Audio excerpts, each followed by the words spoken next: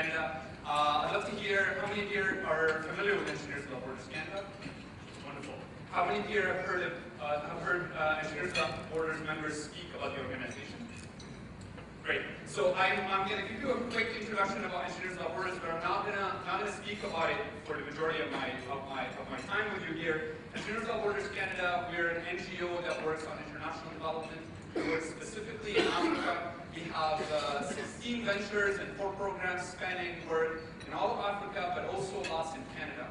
We are a massive network of Canadians who care about global citizenship. We have about 37 chapters right across the country, and most of you might have interacted with a chapter or two during your time. Let me make this bigger. What I want to talk to you today is a little bit about Engineers Without Borders, but I want to talk to you about smart engineering outreach. And I really enjoyed Sean's presentation. I don't know if he's still here, but his presentation was projecting to the future and what the future looks like. And I'm excited about Oacett's excitement for outreach and your dedication for looking out to the public and to youth and talking about engineering and technology. Taking a little bit from Sean's presentation, before I start, I have a confession to make. I am a millennial. And with that, I feel like I have to sort of make up for our reputation with all of the conversations that we had earlier. The truth is that we're millennials and we're coming, and there's going to be lots of us. Your organization will be filled with millennials. I do a lot of speeches to different types of audiences, and it's interesting when I have an audience where it's not full of millennials, you'll see a little bit of millennial bashing. However, when I do presentations where an audience that's full of millennials, there's a lot of baby boomer bashing there. So trust me, while you guys are talking about millennials, there's a group out there that's talking about baby boomers and how they're holding the millennials back. What I want to do is I want to offer an olive branch, and I want us to work together towards creating an engineering and technology community that's diverse and that's rich and that's innovative. And that's what I want to talk about. I want to talk about a committee that Engineers Without Borders is part of, and so is Oacett. And it's the National Engineering Month Ontario Steering Committee. And the National Engineering Month Steering Committee organizes National Engineering Month. It's a campaign that a lot of the chapters here have taken part in, and I would like to invite more of your chapters to take part of it. And I want to tell you a little bit on why. So what is different about National Engineering Month? I think that's the key. Is you can do outreach all year. You can do outreach in many different ways, but I want to tell you why National Engineering Month in March is something that I want you to be part of. So I want to start with the wide reach. Now I don't have a lot of time, so I'm going to have to skip through a lot of material together, but there'll be some Q&A after we can dive into things. Wide reach, we've reached just last year about 25,000 people. That's public, that's youth, that's professionals, and that's students. We've reached many, many more with a social media campaign that is new to the campaign. We started it 2 years ago, and we're very excited. As a show of hands for the chapters, how many chapters here are on social media? Okay. If you are interested in getting your chapter on social media and attracting new members and talking to youth in their platforms, please talk to us. We would be more than happy to help you set up. There are about 20 provincial organizations and companies that collaborate over National Engineering Month. That's sponsors, that's Professional Engineers Ontario, OSPE, Ontario Society of Professional Engineers, Engineers Without Borders, and of course Oacett. In addition to that, the colleges get involved, the universities get involved, and lots of engineering companies as well get involved. What's key about the reach of the campaign is that it's not just about the audience, it's also about the volunteers themselves. So we have hundreds of leaders that go out and they role model their profession, they role model their work, and they talk about engineering and technology, and they showcase what does it really mean. And that's, I think, is an opportunity for a leadership pipeline for each one of your chapters, to get people involved in outreach, talking about what they love to do. Here's a few snapshots of our social media campaign we're really proud of. The campaign didn't have one until very recently, and Engineers Without Borders, with collaboration with the steering committee, were able to launch one. I'm really excited to getting all your chapters on social media, so let's talk about this afterwards. I think it's the media that where all your target demographic is at, and we should get there. It's 20 years of momentum. So this is not a new campaign. This campaign has been around for 20 years. Many of your chapters have gotten involved. I have a few photos here, and I have a list of chapters that got involved last year. Toronto East chapter, Niagara chapter, Essex, Thunder Bay, Sault Ste. Marie, London, Georgian Bay, Peterborough, Durham chapter. Those are just from last year, and there are others that were involved in years past. I looked up through the archives and found lots of incredible photos from the past. This year, we were really excited to have all 4 organizations collaborating on a coalition to speak in one voice in Ontario about engineering and engineering technology, and it was incredible to see the momentum that we've gone.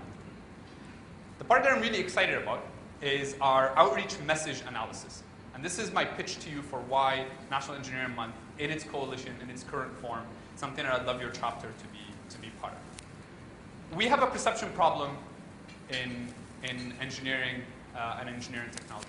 I think we all know that. Talking to anybody who's young, talking to the public about what we do is difficult. People don't get it. As soon as you say engineering, people think you build bridges, and kids tune out. We all know the numbers. I have some of them. There is a survey that was conducted by the National Engineering Academy in the States, and it asked teens between the ages of 13 to 16, what are words that describe engineering very well? So this is the words that were highlighted as very well. 86% said good at math and science. 62% problem solving. 47%, so just less than a half, said creative. And about a third of them said that it's a well-respected profession. This is what we're dealing with. And I think all of us have our own anecdotal stories of talking to the public, talking to youth, and them not understanding exactly what we mean. I've presented recently at the PEO, at their education committee. And after I presented, I talked about our outreach and all of the things that our EWB chapters do and how they connect with young people. And afterwards, I had an older lady who she's retired. She's a chapter leader there. She came up to me and she said, Sal, you got to help us. I don't know how to relate to these kids. She's very dedicated about outreach and education. She goes out and she presents a lot.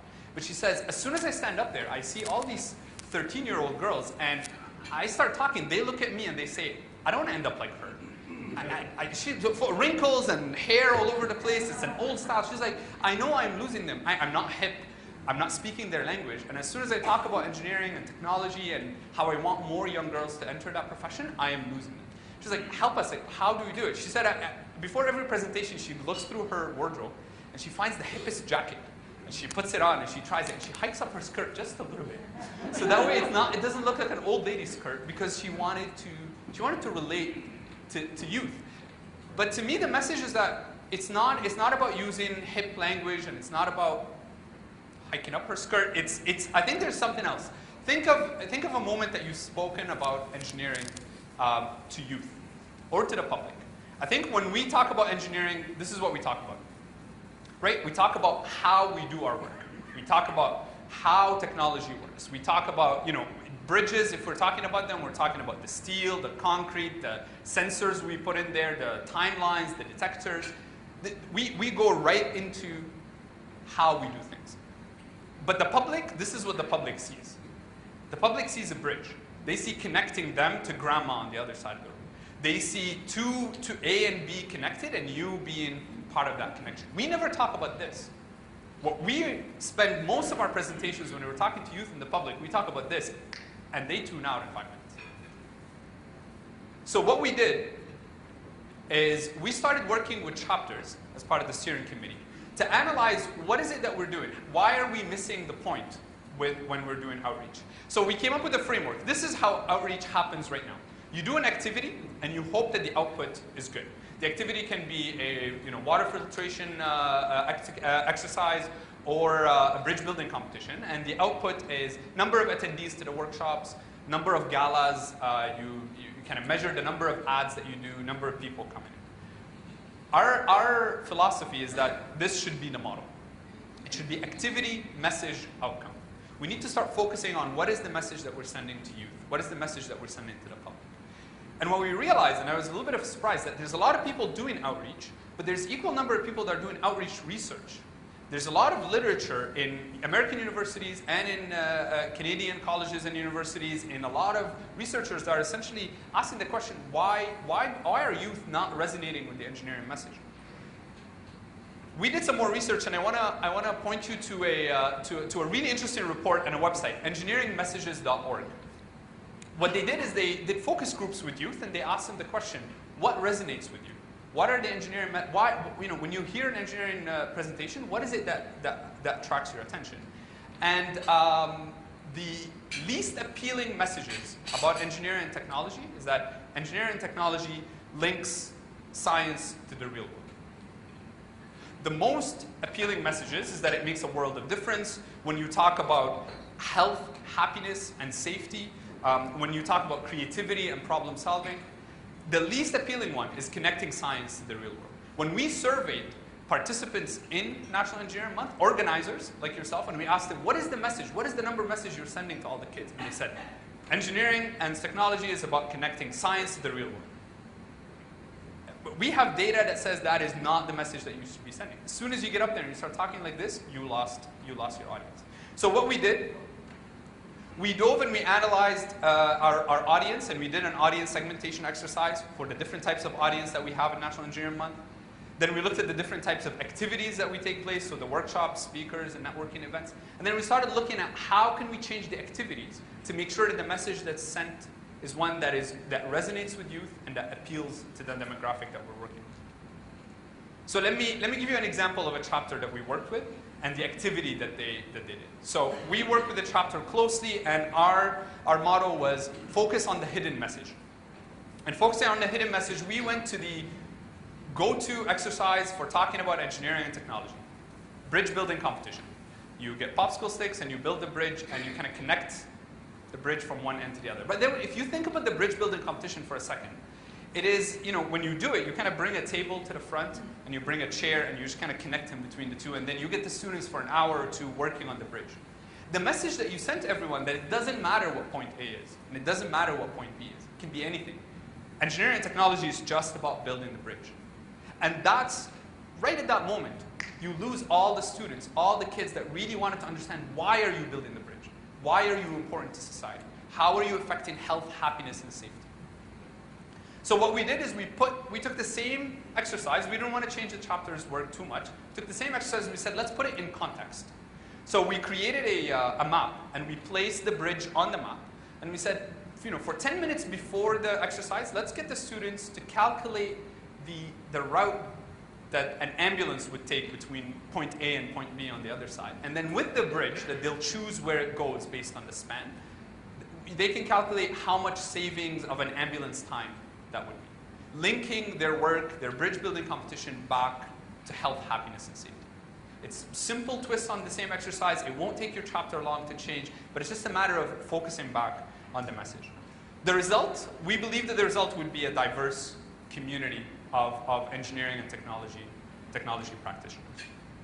I'm running out of time, so I want to talk a little bit about the support systems that we offer as a steering committee. For your chapter, we have funding available. We have measurement and evaluation tools that we're developing with researchers, trying to analyze the message received by your audience, not just how much fun they had, but actually trying to understand what is the change of perception that they were getting. We have outreach ideas and workshops, stuff that you can develop yourself, stuff out of a box that you can just work on step by step. And we also have a community of peers. And I think this is what's powerful about National Engineering Month, is that you're connected with many other chapters, many other organizations that care about the same thing.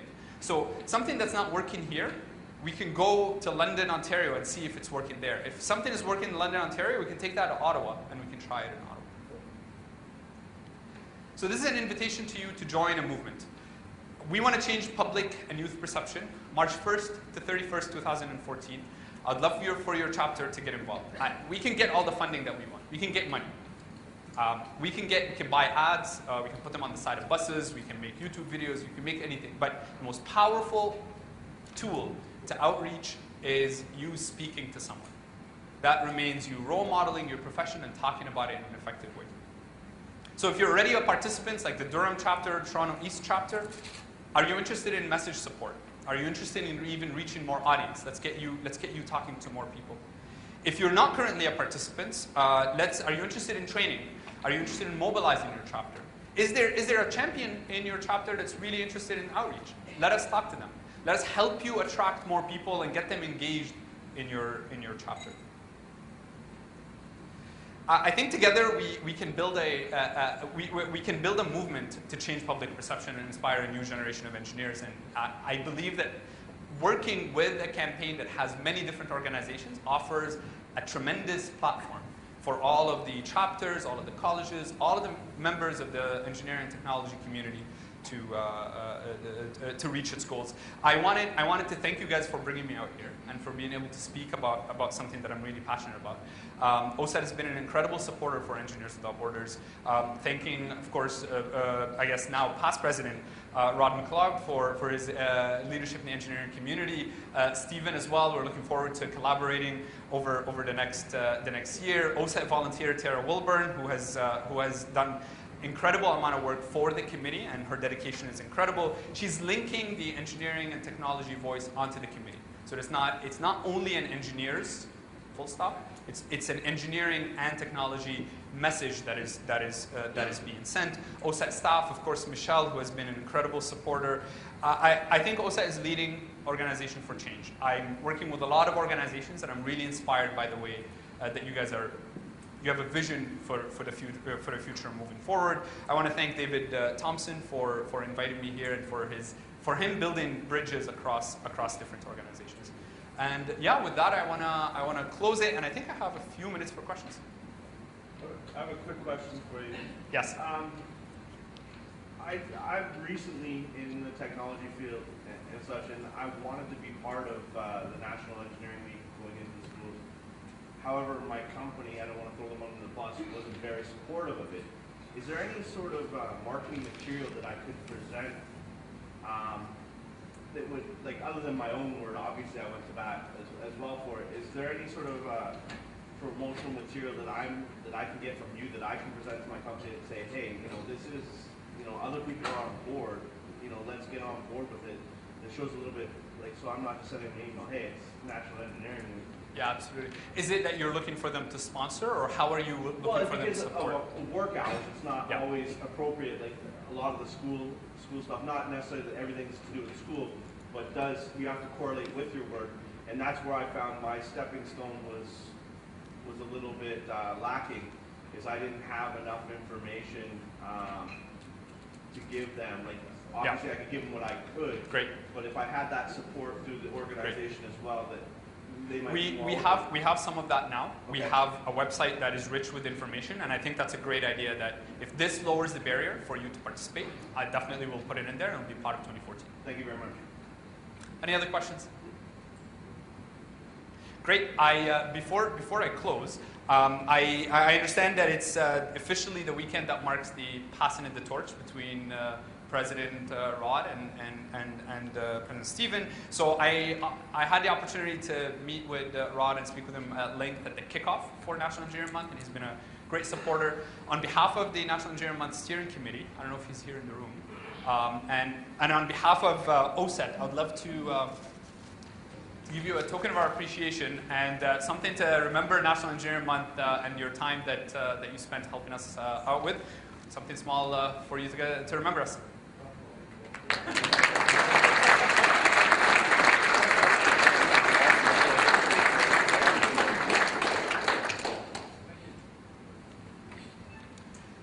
Okay, thank you very much.